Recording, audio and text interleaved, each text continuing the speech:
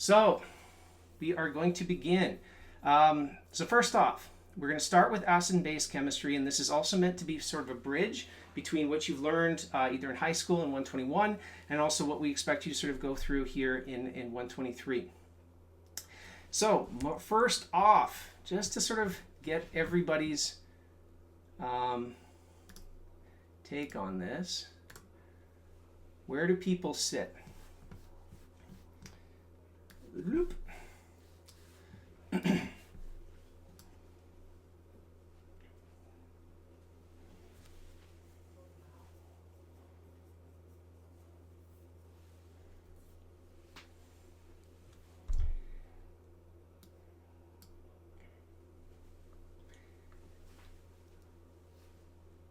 Okay, we're at 89% participation. Let's try and get it all the way through. This is the easy one to get your participation mark for today. All right. So we are sitting pretty cleanly at sort of a BC kind of thing, right? Somewhat versus not sure. Again, not a problem, right? That's why we're going to go through this component because we want to sort of touch through and make sure that this is solid for everybody.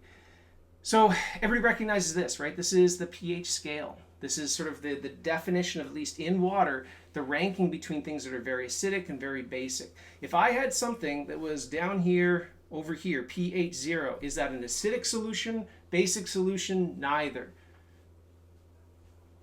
Something that's floating down here at the 0 end, yeah, it's very acidic. That's our sort of very acidic side. Up here, pH of 14 is our very basic side, right? That's the antipode to it. Now, remember, though, one of the things about the pH scale, the way that it's defined, the pH is given as our mathematical formulation minus log of our H3O plus concentration. We can also define what's known as the pOH. It has the same sort of general form, except you're looking at, instead of the hydronium ion concentration, you're looking at the hydroxide ion concentration. As a result of that, if the pH scale ranges from 0 to 14, the pOH scale has that same 0 to 14 kind of range. It's just in opposite directions. So something that's 0 on the pH scale is going to be 14 on the pOH scale. This is how we move back and forth between just defining sort of strong bases or strong acids, is we can sort of look at things either in terms of how much hydronium ion or protons are in the system. But because of ionic balance, and if we're doing this kind of acid-base solution in water, usually the ion which is balancing that H3O plus is hydroxide. So lots of H3O plus means very little hydroxide, and vice versa. Lots of hydroxide means very little H3O plus. Does anybody know why that happens? Like, why do these two things push and pull against each other? Why, if I have lots of H3O plus, must I have usually very low hydroxide?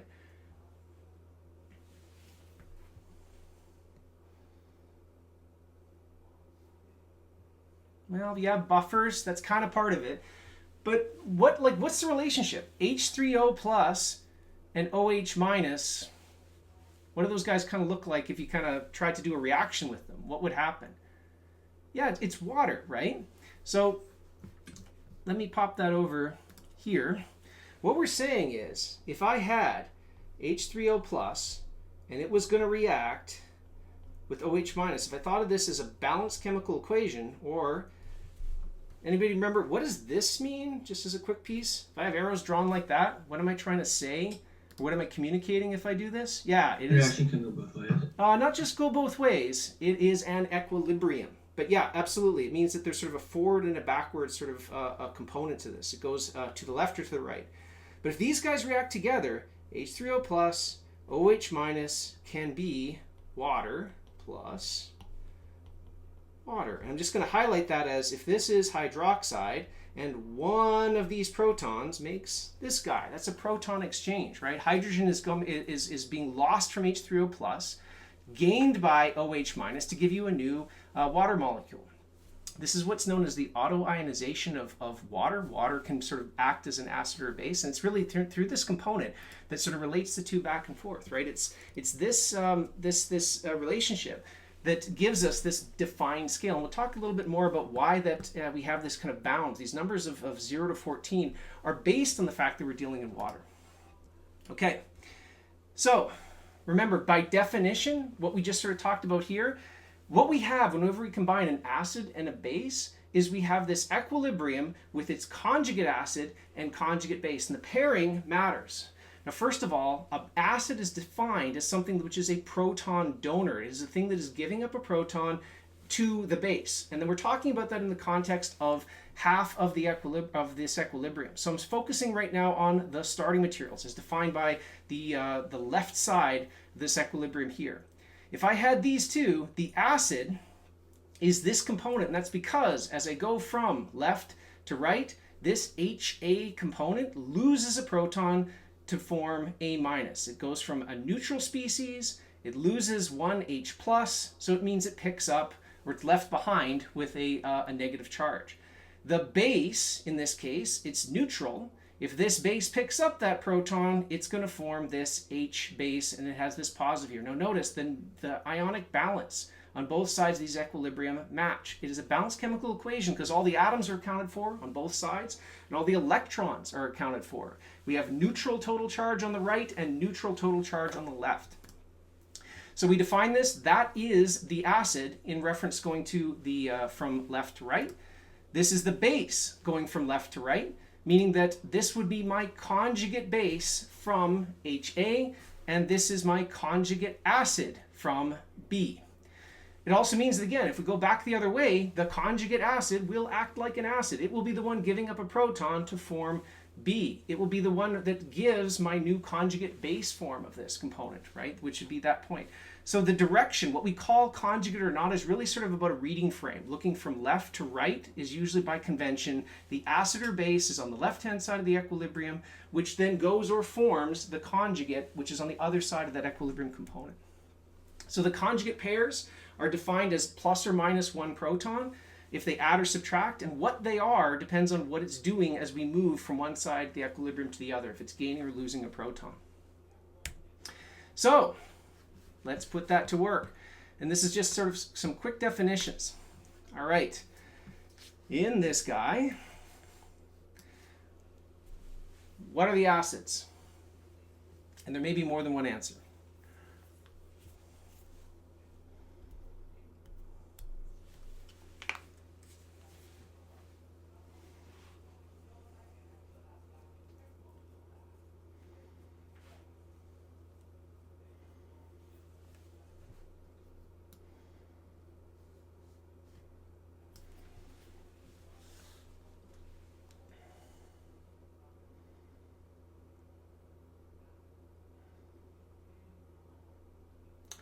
Yeah, all these slides are part of the baseline slide deck, so you can download them from the All Lectures website.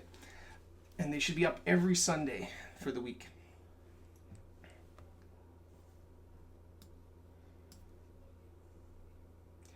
All right, and we'll go time. So everybody got that right? B, water, is one of the acids, and that's really, again, looking at the starting materials, going from the right-hand side or left-hand side to the right-hand side. Then what we're looking at there is water is losing a proton to form hydroxide. Ammonia, NH3, is gaining a proton to make NH4. So B is an acid. If you look at the products on the right-hand side of the equilibrium, C is your acid. Because C, as we go from that component, NH4 plus, as we go to the starting materials, back through there, it forms NH3. It's the component that's losing that proton. All right, next one. If you analyze the reaction from left to right, which is the base?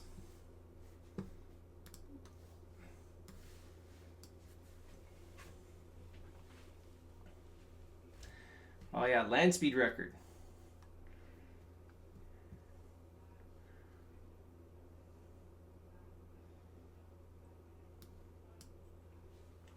All right.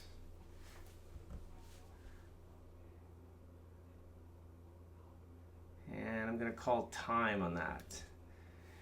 So yeah, looking specifically left to right, the base is ammonia. Another base could be considered D, but that would be in the context of looking from right to left. So once we've defined a directionality, saying that from one way to another, it makes it very specific to focus on the two species involved in one half of the equilibrium. That's right. So which species is the conjugate acid of ammonia? So if we said A is our base, its conjugate acid must be what? Oops. Yeah, in chat, that's perfect. C, right? The species, as a result of picking up that proton, if it's the base, it means it's going to be accepting a proton. You're looking at the base now adding that one proton on. And remember, if something was neutral, NH3 is a neutral species, if it picks up a proton, what has to happen to the charge? If I am neutral and I pick up a proton, what has to happen to my charge? It has to go up, has to be positive, right? And this is the sort of how we do accounting for electrons. This comes back to, remember, bonding theory. If ammonia is sitting there, it is neutral. If it picks up that H+, that's just a proton, the new molecule you're forming, the bond that you're forming there, will give this overall formal charge of a +1 to it. And likewise the other way. If I am negative and I pick up a proton, I'm going to be neutral. If I'm neutral and pick up a proton, I'm positive. So you're always adding protons will increase how much positive character you have. And going the other way is true too. Losing protons makes the system more negative. So you can keep track of sort of what's going on in the bonding just by looking at those pieces. All right. Now if you look at these two, which one of these is a description of a conjugate acid-base pair?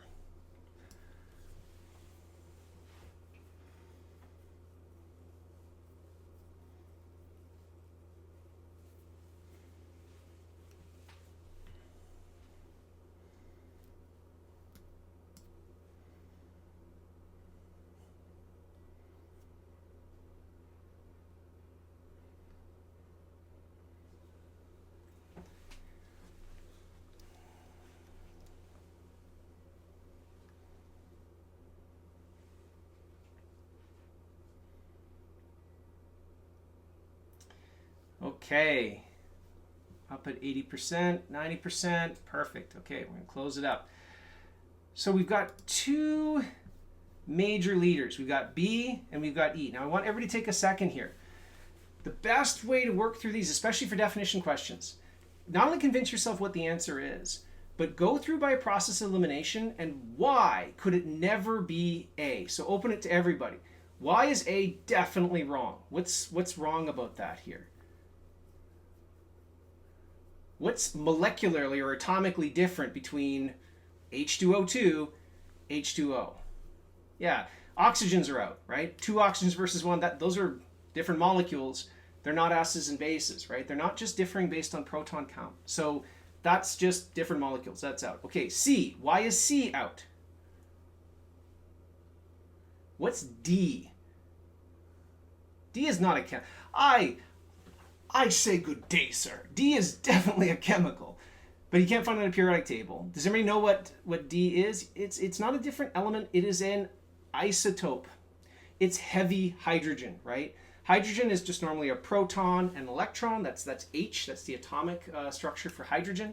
Deuterium is proton, neutron, electron. So it's still hydrogen, but it has this extra neutron. It's heavy in the core, but the atomic charge is the same. Its bonding capacity is very similar. Its chemistry is slightly different. It acts slightly different. But yes, it's functionally a different chemical. D2O is heavy water. You see it from things like nuclear reactors. We use it in things like nuclear magnetic resonance. It's a very special molecule. So these are just isotopes of each other. They are not acids and bases.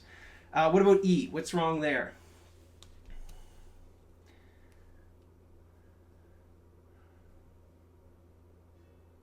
Well, not E, sorry, wrong. E looks good, right? H3O, H3PO4, H2PO4, one charge, where we got an extra negative charge. That looks pretty good. The difference between those structures is only the addition or subtraction of one proton, right? And if I take H3O plus H3PO4 and remove one proton, I get H2PO4 minus, right? I get a negative charge and down one proton. So that looks good. Why is B wrong? B is not correct. H3O plus, how many protons? Yeah, it's not the same as deuterium, but how many protons do I need, right? If I go from H3O plus, 3 protons, down to OH, I've got to hop 2 protons. That's two indiscrete acid-base reactions to go from those two structures. They are not conjugate acids and bases. They're related, but there's actually two equilibria that would have to be involved. If I actually wanted to sort of describe that, you'd have to look at this as H3O plus is going to lose a proton to some base. I'm just going to say B, which is in equilibrium with its conjugate base. In that case, it would be losing one proton. That's H2O, and my conjugate acid, BH plus. So this guy makes my conjugate acid. This makes my conjugate base. If I'm going to deprotonate it again, I need another equilibrium. Oops. Which means I'm going to need another base, and I'm going to have base H plus and OH minus. So because I've got these two acid-base equilibria, they are not just one acid-base pair. It's not just one conjugate acid-base between the two. So again, this is back to our definition. Single proton changes and related by the same molecules. E is the only correct answer in this one. Okay, so these are equilibria. First is just identification of where these protons are going. This is where we're going to sort of draw on things like formal charge. The more important part of this, though, is these are chemical equilibria. And because they're chemical equilibria, all the rules of chemical equilibria apply. The equilibrium constant is the most important way for us to quantify what's going on in this reaction. It tells us about the position of this equilibrium. How much at equilibrium do we have in the starting material or product? And usually we're defining this where if we mixed everything together, it may not be at equilibrium yet, but things can sort of move. It will shuffle back and forth until it reaches that equilibrium point where the forward reaction and the backward reaction, they're balanced, and the concentration of our two are no longer changing. That is our equilibrium position. We define this K value as, does everybody know the equation? How do I calculate K? If I had sort of a general reaction, it's K equals over. Does everybody remember what that is? Yeah, concentrations of products over concentrations of reactants. It's a ratio between the total concentrations of whatever products you're dealing with over the reactants. There's also, does everybody remember, when we're talking about concentrations, what can I sort of assume or get rid of when I'm talking about an equilibrium? There's something I can get rid of sometimes. Does anybody know what I'm talking about? Well, solids, pure materials, right? Because we have to define concentrations. Again, if we go back to our formula, if you imagine you had something, let's say we've got an acid. I'm going to say it's HA, some component. And that's going to react with water. This is liquid. This is a solvent. And that means that if I'm going to use this as an acid, water is going to be acting as my base. I'm just going to define it in this particular way. So if I do this out, if I lay these two out here, if I'm saying that the HA is going to be my acid component, I'm defining water, my solvent here, as my base. That means the two products I'm going to be expecting will be A minus, this is my conjugate acid, conjugate base, right? Acid becomes my conjugate base. That means my base must form a conjugate acid. I'm going to define that now as H3O plus, right? It's the proton adding to my species. Now, if I'm going to define K for this system, that's equal to products. In this case, it's the concentration of A minus times the concentration H3O plus. So far, so good. These are both ionic species. We can measure concentrations of these two species, and it's sort of defining how much of this product that we have. The starting material, though, will just be concentration, let me write that better, of HA. And I'm not going to include the concentration of water. If the solvent is water, if it is a reaction happening in water, a pure substance, the concentration of water has become something very difficult to define, right? The number of moles of water in water becomes a very, very massive, huge number. It doesn't change very much for the course of this reaction. So for simplification, we will generally write this as this equation here. This equilibrium, specifically, the K value associated with the ionization of some acid passing that proton to water has a special name. This is the acid dissociation constant. Or the acid dissociation constant in water. It's specifically defined where water is my basic species. It's what happens when I dissolve this acid in water. And it's a way for us to rank how strong different acids are. Because if you look at what happens here, right, this is an equilibrium constant, meaning big values of K, remember this is a ratio, products over reactant. If I have a very large value of K, let's say it's bigger than 1, what does that mean about that formula? Is my products larger numerically than my starting materials? If my value of K is larger than 1, products have to be bigger than starting materials, right? The numbers on the top must be larger than the numbers on the bottom. Reciprocal is also true. If the K value is less than 1, that means starting materials must be big, denominator is huge, the reactants are very large, the products are small in that case. So the value of K is a really important measure of if this is an equilibrium, am I what's called product favored? It means I'm leaning towards, in this case, for you. Is that product for you guys? I don't know. I can't remember which way the thing. Yeah, products. Okay, cool. Products. If it is products favored, that means you got lots of products, very little starting material. And then the other is also true. If it's a lot of starting material favored, we're going to get this value of K larger or smaller. What I mean by favored is either energetically, we're saying that the products are more stable, or there's more of them at equilibrium when there's no longer a change in this equilibrium between the two. Okay? Now look back at this. If I have some acid, HA, and this is a product favored equilibrium, it likes to form these products. Would we call this a strong acid or a weak acid? If I'm really favoring or making these products, would I usually refer to this as a strong acid or a weak acid? Yeah, this is a strong acid. I am dissociating. You'll hear these same sort of adjectives associated with this. An acid which completely dissociates, fully forms H3O+, very product favored, they all mean the same thing. What we're saying is, if I dissolve some HA in solution of water, so I'll just dissolve it in water, basically it's going to completely form A- H3O+. It is only these species. You can think of it like it's an irreversible reaction for effective. What this means is if I know something about the concentration, how much HA I have when I start this process, how much I drip into the water, whatever the value of this is, the concentration of HA initial must equal to the concentration of A-, and it also equals the concentration of H3O+ at equilibrium.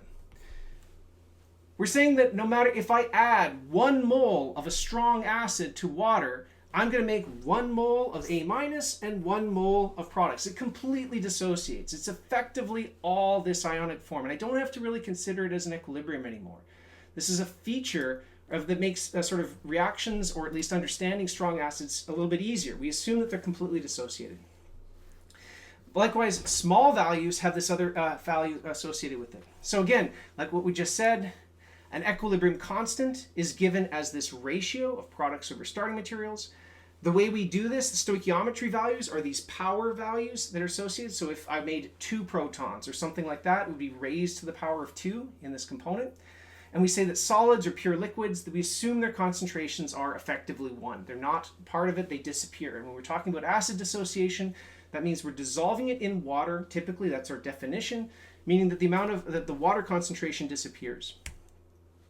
So, one quick one. Now, these are ones you should definitely know on site. Strong acids are acids that are these full dissociations. They have Ka values, or acid dissociation constants, larger than 1.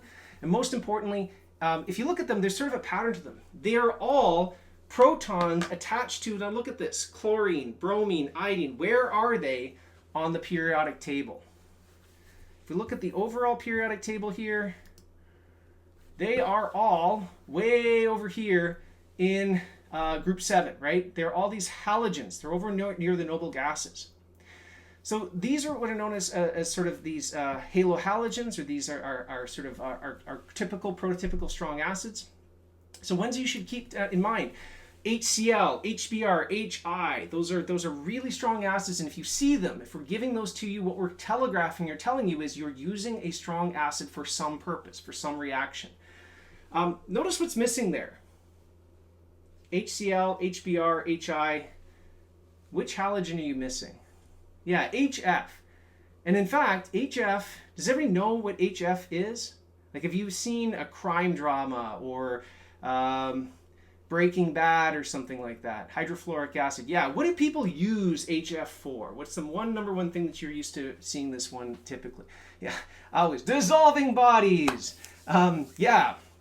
So if you hear that, right, HF dissolves bodies. And it's actually a very specific thing. HF is great at doing that. So would you normally, by your gut, is HF a strong acid? Right? Sounds like it. In fact, by its equilibrium constant, it's not. If you take HF and put it into water, it's actually about as acidic as vinegar. You know, the stuff you put on your fries. It's actually considered a weak acid. And that's just because its Ka value is less than 1. When you take HF and put it into water, not all of it will fully dissociate. It's actually going to be a starting material favored reaction. So why does it completely, why did you not get polyethylene, Jesse?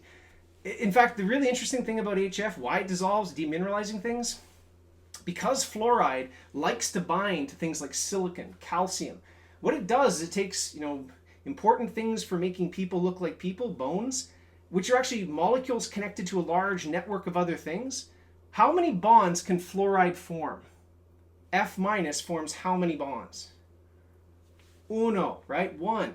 Which means if you take calcium that likes to bind to a lot of different things to make your bones, and you replace every site on that calcium with a fluoride, you get calcium fluoride. You make basically bone juice. You dissolve a person because it can no longer bind to everything else. You cap it off. So in fact, forbidden toothpaste. So really, what we're saying here is just because something reacts violently, it's not strong or weak. Calling it strong or weak is a property based on this equilibrium constant position. What it does comes down to bond strengths. That's kinetics. Those are other sort of factors that are involved in it. So don't just get head faked with, I've seen people dissolved in HF, or I hope you haven't seen it, but you've seen it in movies and things like that. It's not actually a strong acid. It's not classified as that. So if K is less than 1, we call it a weak acid. If K is bigger than 1, it is a strong acid. Your other strong acids you should know on site: perchloric acid, HClO4, nitric acid, HNO3, and sulfuric acid, H2SO4.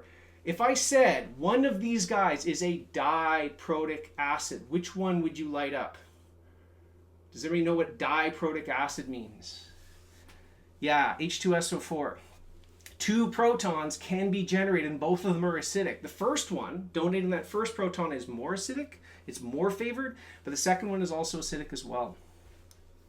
So know these ones, commit these guys to memory. These are the ones we reach to if we say we want you to use or we're telling you about a strong acid. These are all very strongly favored equilibria. Bases, strong bases, are all hydroxides. And in fact, go back to that periodic table again. What we're looking at here is strong bases. All of them come from elements on the far left-hand side of the table. So they're lithium, sodium, potassium, calcium. They're minerals that are from the earths over on sort of group 1, group 2. Those are these positively charged species that are then bound to hydroxide. So they become some metal hydroxides: sodium hydroxide, potassium hydroxide, calcium hydroxide. So all these hydroxides of these first element ones become strong acids because, once again, these are strong ionic species. When you dissolve them in water, the sodium hydroxide is much happier being an ionic species. Sodium will disappear with its proton, leaving hydroxide, or not proton. Sodium will disappear with its positive charge, The hydroxide will then dissociate with its negative charge. So it's this splitting of this species to give you hydroxide in solution. So it's a way of dosing this into solution directly. So once again, these guys have very strong Kb values, and the Kb is a slightly different equilibrium. We're just going to finish off on this part here. So we defined this before. We said that the Ka expression could be given as some acid, and it's being used where water is acting as my base. And the reason why, again, is I'm talking about an acid dissociation constant, meaning that I am ranking or checking how does this species work as an acid. The equilibrium completing this one, if this is acting as an acid, the conjugate base I'm looking for is A minus. The conjugate acid is if a proton, is donated to water. So this completes the Ka equilibrium. The Kb equilibrium is we're saying that how does some species react with water now as the acid species, as H2O here. What that does is I'm going to get something that is my BH plus. This is now acting as a base, and the product you're observing here is OH minus. So that becomes using water to form hydroxide in this case here. So the important part being is water here is very special, and this is why we use it to sort of rank different things. In the Ka expression, water's job is to act as the base. It is picking up the proton to give you your hydronium ion. And this is where its concentration is where you generate your pKa. In a Kb expression, water's job is slightly different. It is acting as the proton donor. We're ranking the strength of a base. That gives me my conjugate acid and hydroxide. And from here, we're going to generate our POH type concentration versus up here, this is our pH concentration, or pH sort of value. So that's where we're going to stop off for today. Again, this is just some of our basics components. What we're going to jump into next is things talking about acids and bases under weak systems and how we rank them and solve for these values moving into buffers. All right, I'm going to hang around for a couple minutes. Happy to answer any questions that you guys might have. If not, I'm happy to, again, welcome to Chem 123. I will see you guys on Wednesday.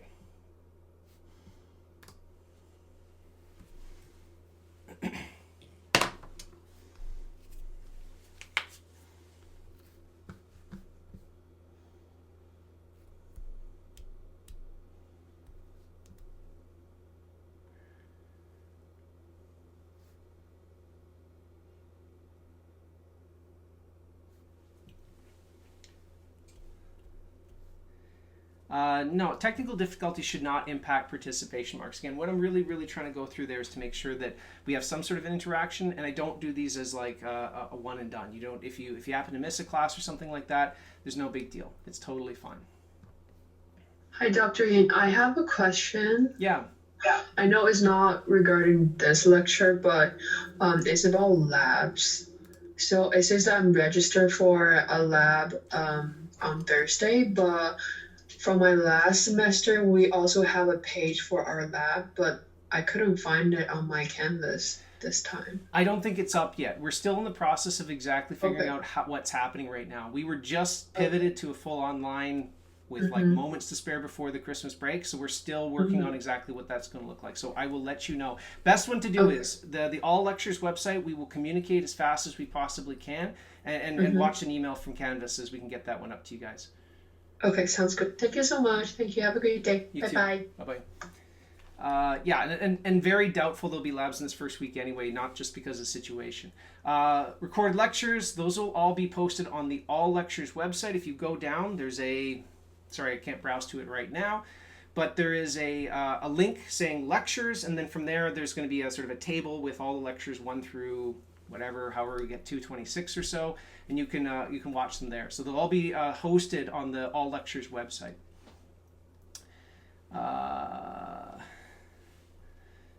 Is non-equilibrium K equals 10 to the plus or minus 3? No, in fact, non-equilibrium is more about a difference of, okay, first of all, an equilibrium just means that the relative concentrations of your starting materials in your products is no longer changing. If I dissolve an acid into water, let's say a strong acid, we just defined that being a strong acid means it wants to fully dissociate, right? It wants to completely dissociate. So we effectively say there's no more starting material left. If I drop the drop of HCl into solution, it will fully form H3O plus and Cl minus. But that first instance where the HCl hits the water you still have a drop of HCl. It is not in equilibrium yet because we do not have the concentrations of the species do not equal the values you'd expect given the Ka value, right? The equilibrium constant. So not being at equilibrium is really a measurement of saying the values that I would expect products and starting material, their concentrations have not been achieved yet. Usually that's if you just add an acid into water, it takes time for that dissolution to actually happen. That's a sort of a kinetic value. Drawings uploaded, not typically unless you guys really need it. Again, I can easily post these back up as a link. And again, so show of hands, I guess, if you guys, would you guys prefer that? The whiteboard drawings. Yeah, it's not that hard. Again, so what I'll do is I'll actually link them through to the All Lecture site, and I'll just put them up into that part. What was it? 6 stronger acids or 7? 1, 2, 3, 4, 5. Consider these 6. And again, we'll talk through a couple other. But these are the ones you definitely need to know on site. Now, again, if we tell you, here's a molecule you've never seen before, and it is a strong acid, what are we telling you about this one? If I define something as a strong acid, what am I also saying about its equilibrium constant? Yeah, it has to be greater than 1. That's the sort of implication we're doing. So calling something different ways or having these other definitions, those are all interlinked. Saying by definition, if something is a strong acid, we're immediately sort of assigning something about where it sits on that equilibrium and what its Ka value must be. That's right. We do not have a Piazza for this class. It really becomes quite difficult to sort of manage. What we're going to do is, again, we've got the Zoom links for our resource center. Again, they're open throughout the day. TAs will be present there, and we've also got breakout rooms available. So if you guys want to come and study into some place or interact with each other, by all means, that is your space. You can kind of sort of set up there, and we can help you sort of through that part. Strong acid base, are there going to be small amounts of reactants? Right, yeah, we'll talk a little bit more about that part too. Like, again, when we at first we're defining this as it's completely dissociated, and for calculation purposes, we assume that there's nothing left. But when we're actually sort of starting to work through what's called the pKa, the sort of ranked acidity constants, we can still measure even very, very tiny amounts of these points again. What is the dissociate? Dissociate, what I mean usually when I say the word dissociate, I mean that the two species separate. So in this case, when I say dissociate, I'm saying HCl is made up of H plus, Cl minus, and they're ionically bound to each other, right? There's a weak bond holding the proton to the chlorine. When they dissociate, they separate. They become their individual components, and then the charge goes based on their electronegativity of the two species. Hydrogen will leave as H plus, chlorine will be H minus, but they're now separate ionic structures. Product favored reactions. When you mention initial concentration equals something, what I mean there is in the context of, so this will be something we're going to work through a lot when we actually sort of, let's say we do an equation. If I asked you, let's say the question was, determine or calculate the pH of a solution where 1 mole, excuse me, I've got big meat hands today. 1 mole of HCl is dissolved in, let's say, 50 milliliters of water.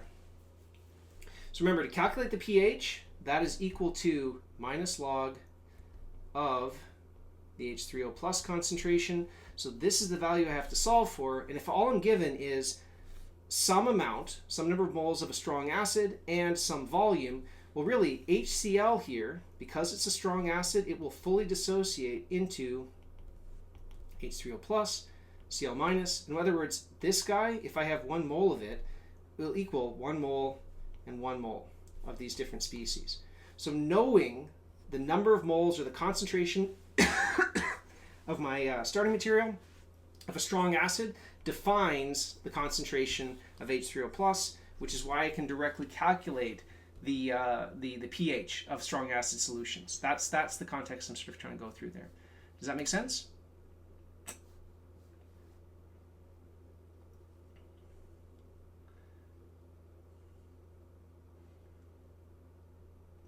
Yeah, perfect. And yeah, so remember K, the value K is an equilibrium constant, generically speaking. That can be any equilibrium.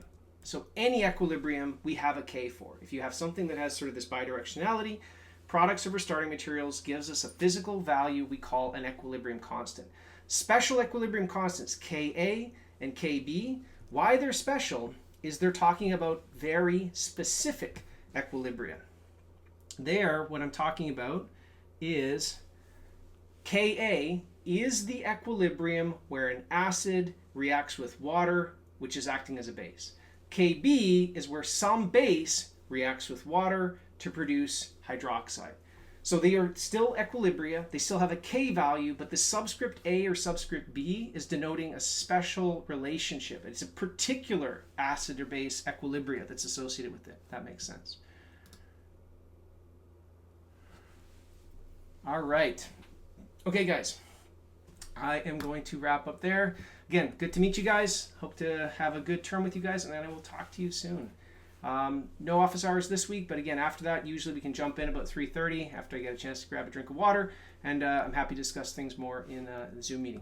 Again, stay tuned, and we will see you guys on Wednesday. Thank you.